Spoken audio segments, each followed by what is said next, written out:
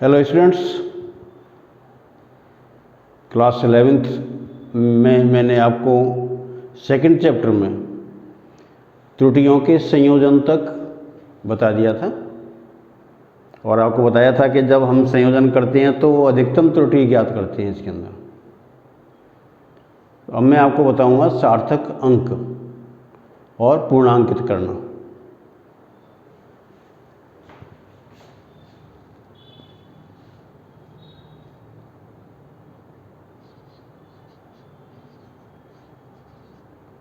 सार्थक अंक, significant figures.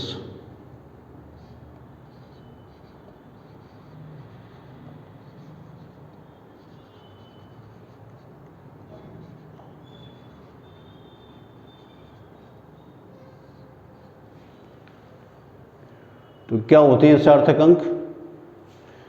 ऐसे अंक जो निश्चित हों, जिन्हें ठीक प्रकार से जिनका मापन किया जा सके, उनकी संख्या को सार्थक अंक कहते हैं।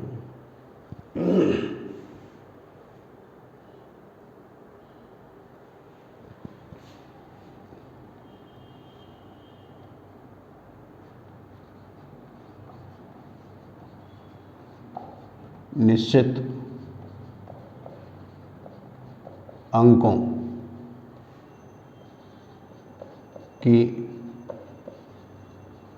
संख्या को सार्थक अंक कहते हैं। कोई भी संख्या हो, उसमें जो अंक हों वो ऐसे हों जो सिग्निफिकेंट हों, यानी जो सार्थक हों। उन्हीं की जो संख्या होती है उसी को हम सार्थक अंक कहते हैं। तो सार्थक अंक ज्ञात करने के कुछ नियम हैं इसके अंदर।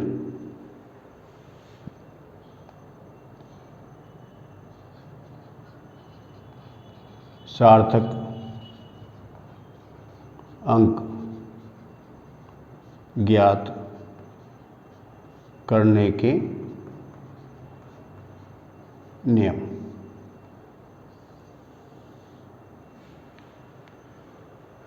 So the numbers which are definite and are measurable, that are called the significant figures. There are certain rules to find out the significant figures. The first is सभी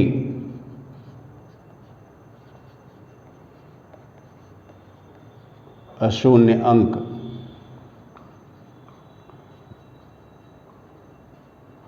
सार्थक अंक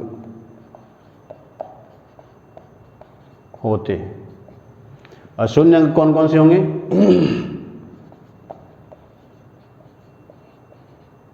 अशून्य अंक जैसे 1, 2, 3, 4, 5, 6, 7, 8, 9, ये सार्थक अंक हैं। इनमें ये प्राकृतिक संख्याएं हैं, तो इनमें कोई भी अशून्य नहीं है, यानी कोई भी इसमें शून्य नहीं है। तो जिस संख्या में इस प्रकार के अंक होंगे वो सभी सार्थक अंक कहलाएंगे। उदाहरण इसका जो एग्जाम्पल, जैसे मान लो सपोज करो मैंने लिख दिया भाई 56, तो इसमें 5 और 6 दोनों ही सार्थक हैं, तो इसमें सार्थक अंक 2 होंगे। सार्थक अंक इक्वल टू 2। अब मान लो कि मैंने ये लिख दिया भाई 7, 8, 5, तो 3 अंक आ गए, इसमें तीनों ही इसके अंदर हैं, अशून्य हैं, तो इसमें जो सार्थक अंक होंगे वो 3 होंगे। सार्थक अंक ये 3 हो गए इसके अंदर।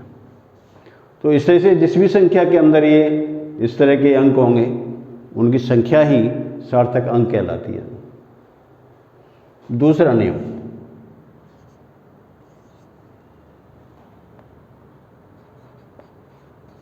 यदि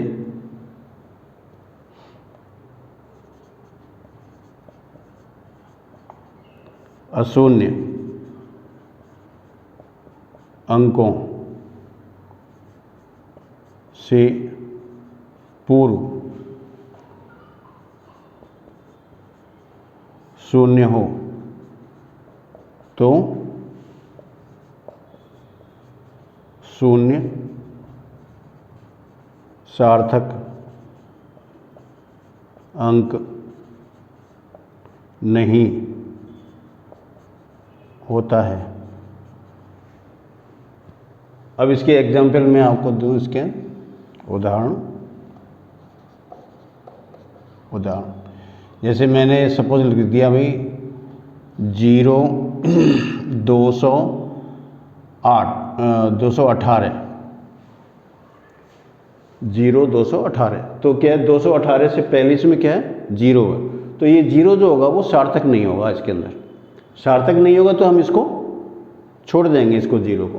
तो इसमें जो सार्थक अंक होंगे वो 3 ही होंगे, दूसरा 2, 1 और 8 सार्थक अंक इक्वल टू 3। तो इस संख्या से पहले कितने भी 0 आ जाएं इसके अंदर, अगर मान लो कोई दशमलव में भी संख्या दे रखी हो और उससे पहले उसमें 0 हो तो वो भी सार्थक अंक नहीं होता है। और जैसे हम ये लिखते हैं भैया 0 पॉइंट, चलो अभी इसको इतना ही रहना। तीसरा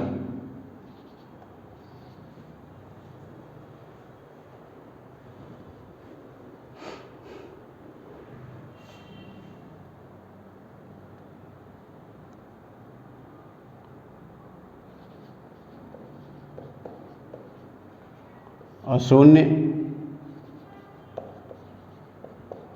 अंकों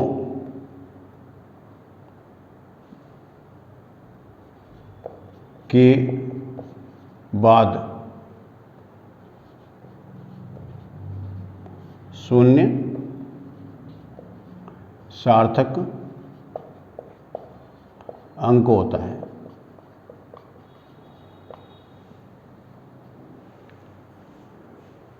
अब मान लिया कि जैसे मैं इसमें उदाहरण दे दूंगा आपको,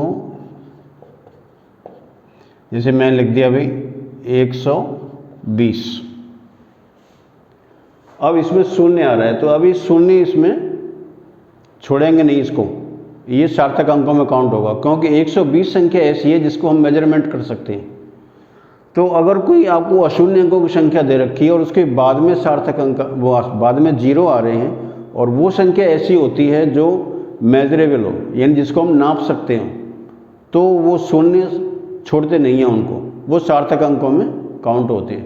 तो यहाँ पर इसमें 3 सार्थक अंक होंगे, सार्थक अंक ये 3 होंगे इसके अंदर। ऐसे ही अगर मान लो आपने ये लिख दिया भाई 1000, तो 1000 में ये 0 जो है ये छूटेंगे नहीं, क्योंकि 1000 संख्या ऐसी है जिसको हम नाप सकते हैं। तो इसमें 4 सार्थक अंक होंगे।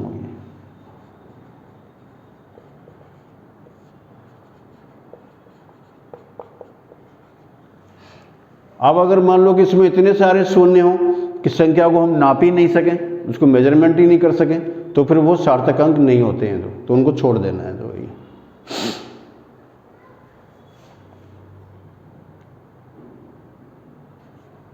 चौथा,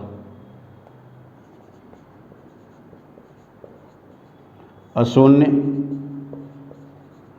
अंकों के बीच शून्य सार्थक अंक होता है। शून्य अंकों के बीच शून्य सार्थक अंक होता है। जैसे मान लो मैंने ये लिख दिया भाई 1205, ये संख्या, तो 2 इसमें अशून्य अंक है, उनके बीच में शून्य आ रहा है, तो ये शून्य को छोड़ेंगे नहीं। यहाँ पर अशून्य अंकों के बीच में जितने भी शून्य अंक आ जाएंगे वो सब सार्थक अंक होंगे। तो भाई तो सार्थक अंक इसमें 4 हो गए।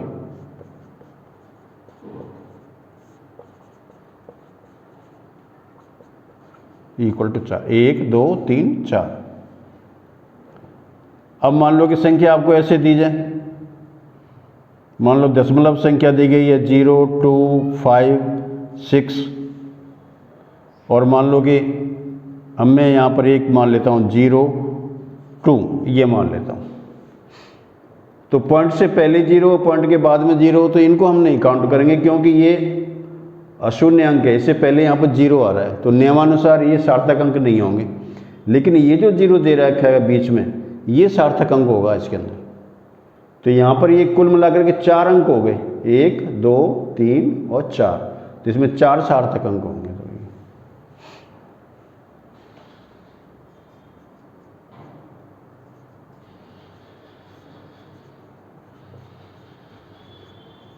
सार्थक अंक इक्वल।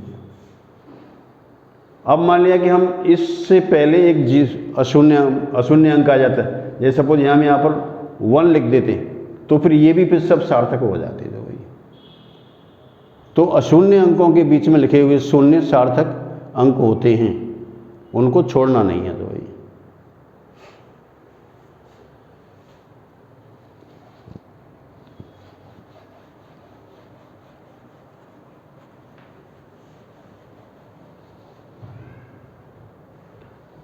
पांचवा,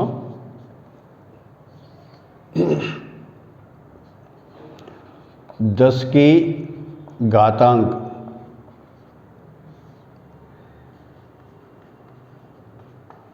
सार्थक अंक नहीं होती है।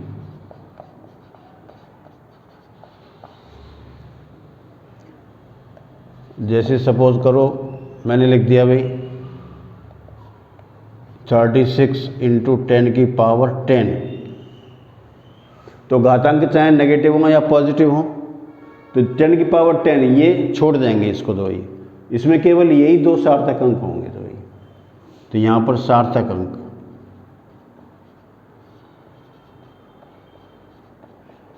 दो होंगे इसमें। तो अब मान लिया कि हमने ये लिख दिया भाई 1.02 × 10⁻⁸, तो 10⁻⁸ ये सार्थक अंक इसमें नहीं है, यहाँ पर यही सार्थक अंक है। तो ये नियमानुसार तो ये सार्थक अंक इसमें 3 होंगे।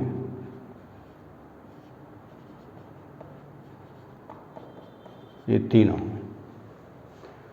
तो इस तरह से जो भी संख्या आपको दी जाती है, तो क्या है कि भौतिक विज्ञान में जब मेजरमेंट करते हैं, तो मेजरमेंट करते समय ये देखा जाता है कि कौन से अंक ऐसे हैं जो सार्थक होंगे, उन्हीं के अनुसार ही उसमें आंसर को व्यक्त किया जाता है या उसके परिणाम को व्यक्त किया जाता है। तो ये हैं सार्थक अंक ज्ञात करने के नियम।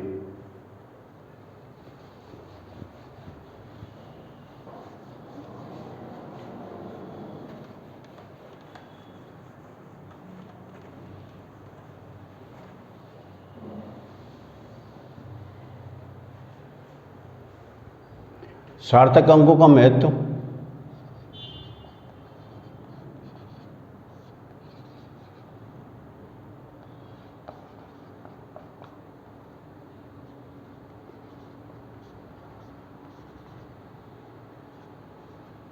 इसकी क्या इंपॉर्टेंस है सार्थक अंकों की।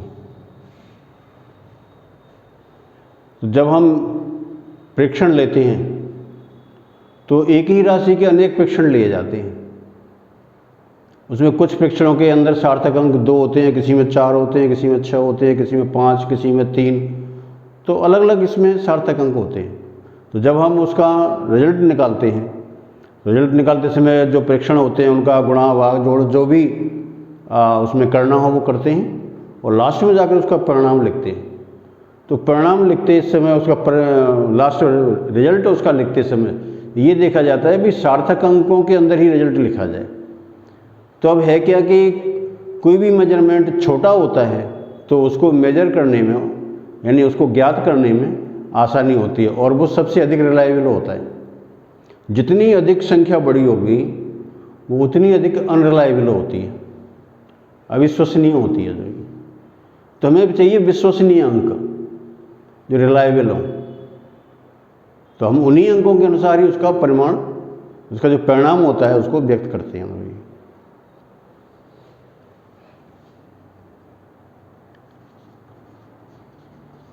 किसी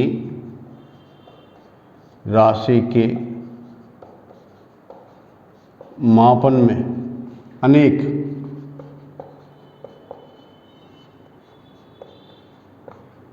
प्रेक्षण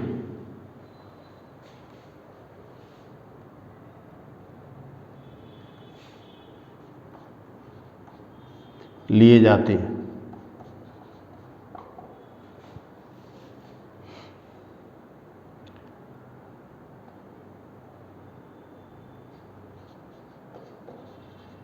जिन्हें आवश्यकता अनुसार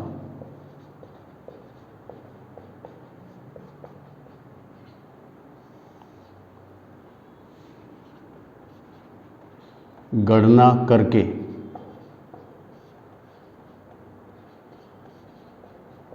परिणाम व्यक्त किया जाता है।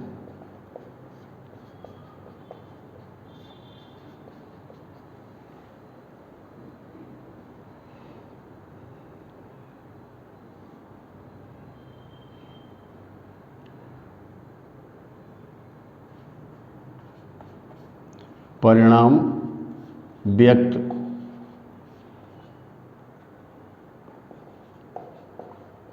करते समय सार्थक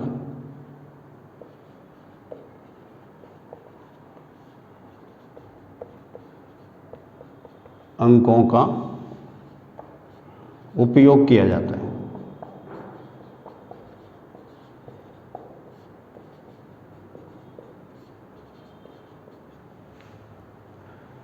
किसी मापन में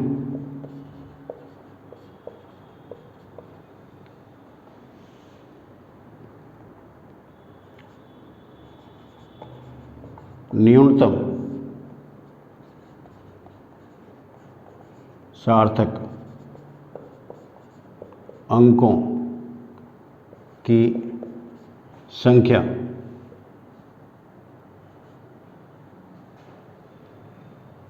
मापन में न्यूनतम सार्थक अंकों की संख्या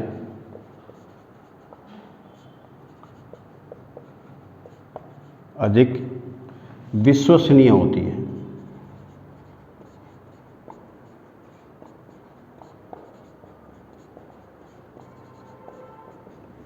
मापन जितना छोटा होता है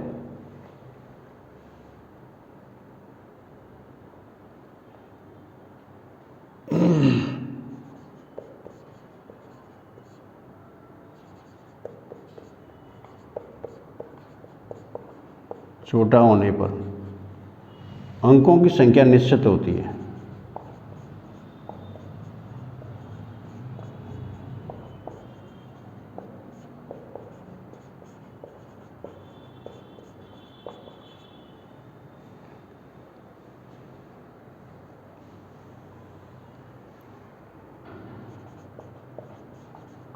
अंक निश्चित होते हैं।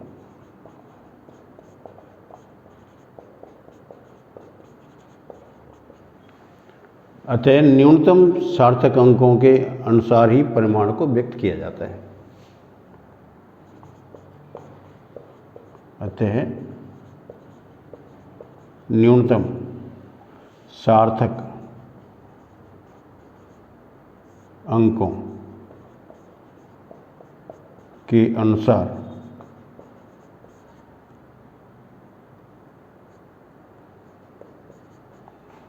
परिणाम